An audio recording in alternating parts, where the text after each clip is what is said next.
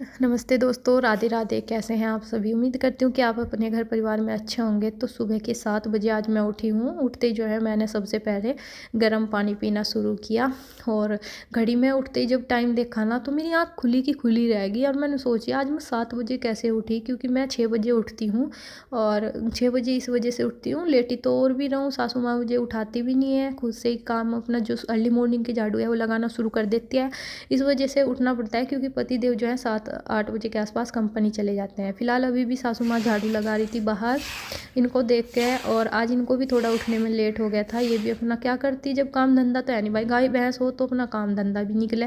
जब गाय भैंस नहीं तो अपना खाना बनाना झाड़ू पोछा यही काम रहता है। तो यहाँ पे जो है मैं बैठी थी, सासू माँ को दिखा रही थी अपने हाथ, क्योंकि मेरे हाथों में ना इस टाइम सर्दियों के टाइम में बहुत ज़्यादा सील सी चढ़ जाती है, यानी कि हाथ सूख जाते हैं और हथेलियों में दाद से शुरू हो जाते हैं होने के लिए।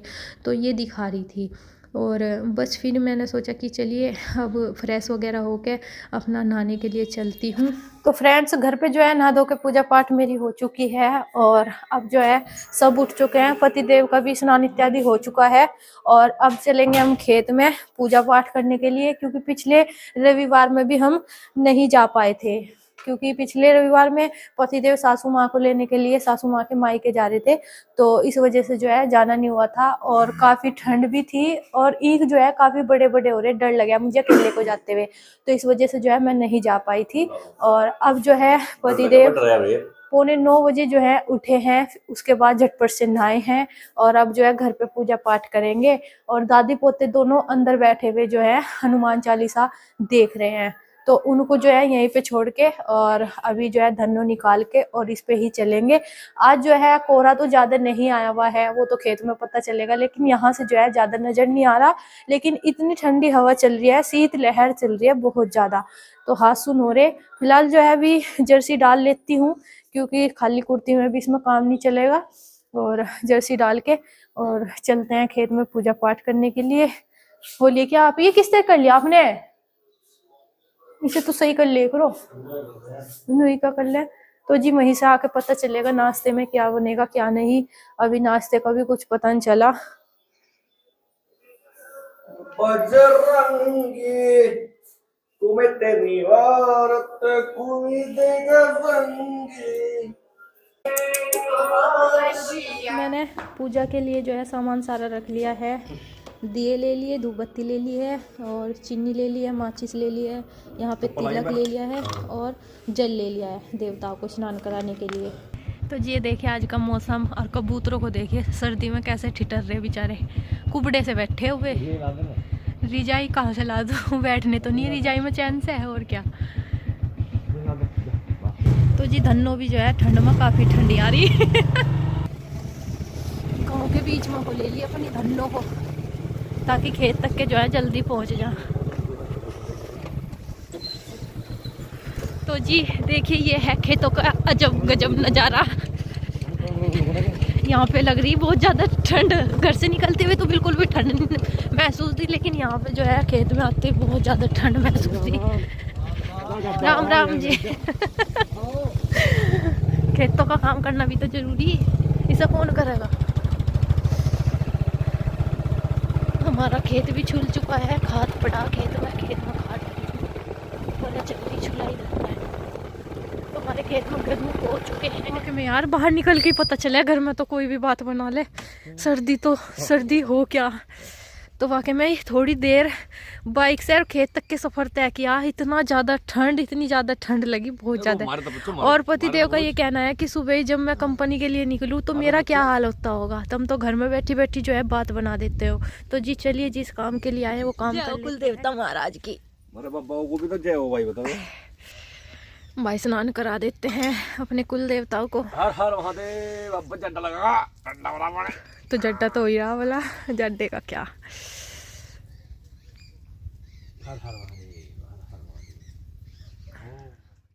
तो यहाँ पे जो है स्नान इत्यादि कुल देवताओं को करा दिया था। उसके बाद मैं लगाने लगी थी तिलक, और हवा चलने के कारण जो है दीपक बड़ी मुश्किल से उज्जवल हुआ। तो ये बोलने लगे खड़े खड़े देख के कि देखे आज इस काम को कर पाएगी भी या नहीं। तो मैंने यहाँ पर दीपक उज्जवल किया।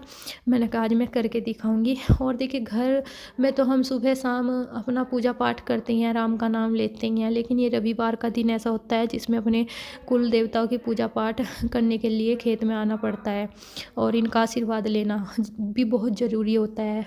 वैसे तो देखिए हमारे साथ ही हैं, हम इनके बच्चे हैं, लेकिन अगर इनके दिखाए हुए रास्ते पे ही चलते हैं, पर यह है कि इनका आशीर्वाद लेना भी हमारे लिए काफ़ी ज़रूरी होता है।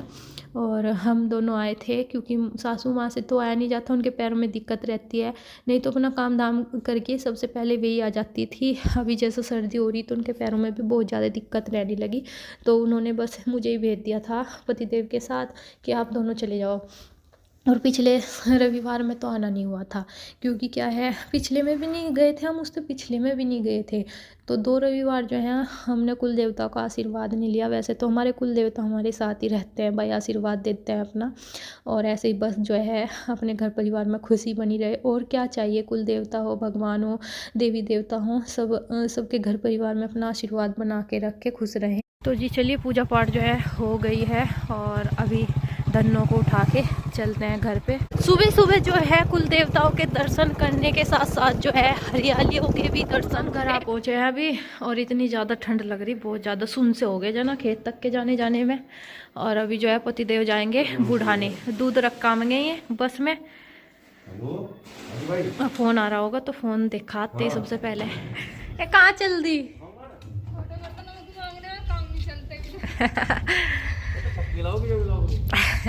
आराम से जाइयो जी, आराम से। यहाँ पे मैं लग गई थी नाश्ता बनाने की तैयारी में, और पतिदेव की फरमाइश थी कि आज पोहा बनाया जाए नाश्ते में, हल्का फुल्का सा। तो फिर मैंने भी सोचा कि भाई इससे आसान नाश्ता क्या हो सकता है, तो मैं अपना नाश्ता बनाने की तैयारी में लग गई थी। और पतिदेव मेरे चले गए थे बुढ़ाने बस में दूध रखने के लिए, यानी कि कैन पहुँचानी थी कंपनी में।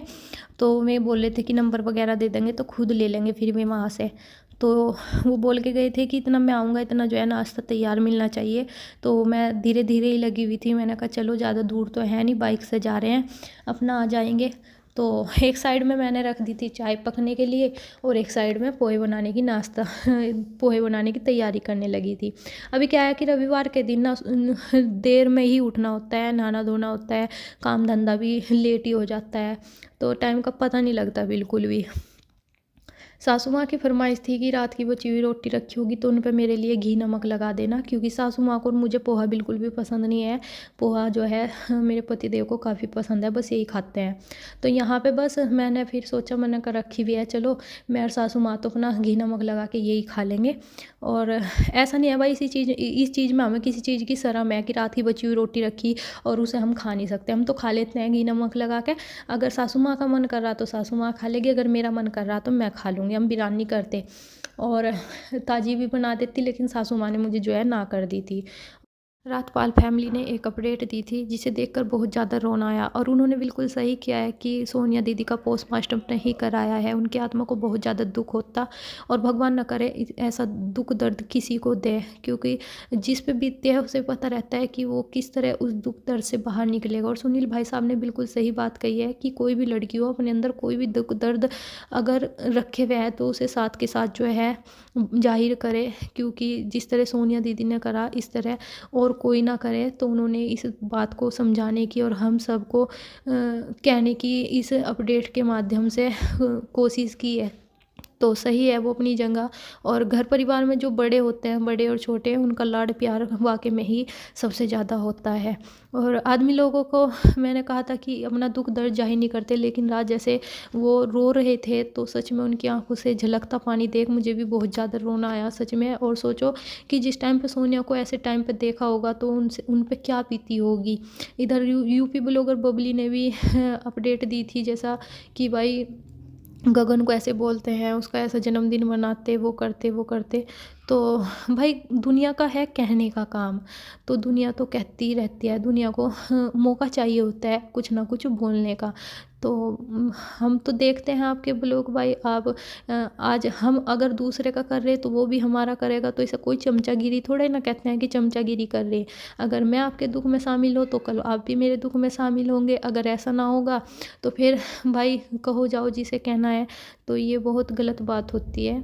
और वाकई में ही रात मेरे से बिल्कुल भी ब्लॉग देखा ज़रूर है मैंने, पर मेरे पे रुका भी नहीं गया, और पुलिस कंप्लेंट सही किया कि उन्होंने किया नहीं, और फिर पोस्टमार्टम होता, सोनिया दीदी की आत्मा भी जो है दुखी होती। तो भगवान किसी को भी ऐसा दुख दर्द ना दिखाए। हालांकि उन्होंने ये भी बोला है कि सब काम टाइम के साथ करने पड़ेंगे। तो फ्रेंड्स बाहर निकल के जो है आई थी अभी, और सबसे पहले सूर्य देवता को निकलता देख सबसे पहले प्रणाम करा, क्योंकि कल और परसों जो है सूर्य देवता बिल्कुल भी दिखाई नहीं दिए। और अभी जो है सारे कपड़े लत्ते मैंने बाहर डाल दिए हैं। कल के कपड़े लत्ते थे जो बिल्कुल नहीं सूखे थे, और हवा चल रही है। बस ये है कि सूर्य देवता दिखाई देंगे तो कपड़े लत्ते जो है सूख जाएंगे। कपड़े लत्तों की ज़्यादा दिक्कत रहती है, और अपने आप तो अगर मौसम ख़राब हो तो कंबल लिया में बैठ जाओ, लेकिन कपड़े लत्ते तो गिल्ले रहते हैं। तो सबसे पहले जो है हवा और धूप के कारण ये सूख जाएंगे, और इनको मैंने बाहर डाल दिया सूखने के लिए। हवा आज बहुत ठंडी चल रही, वाकई में बहुत ज़्यादा ठंडी हवा चल रही। कोहरा तो इतना नहीं था पर हवा बहुत ज़्यादा थी। तो जी चलिए बर्तन भांडे और रसोई की साफ़ सफाई कर लेते हैं। नाश्ता पानी तो सबका हो गया है। और यहाँ पे देखिए रात चूहा आया था, और रात से जो है ऐसा कैसा ही है, इसकी पूंछ बिछ रही। ये देखिए कितना मोटा चूहा है, गद्दड़ सा। और इधर जो है नाश्ता पानी करके बापू बेटे यहाँ में है, और अब इसे नहला देती हूँ। तो जी चलिए आज के इस ब्लॉग का यहीं पे ऐड करते हैं, और ब्लॉग पसंद आया तो कमेंट करके बताना ज़रूर। आप सभी को मिलते हैं नेक्स्ट ब्लॉग के साथ। तब तक के लिए आप अपने घर परिवार में खुश रहें, स्वस्थ रहें, हंसते रहें। आप सभी को बाय बाय, राम राम।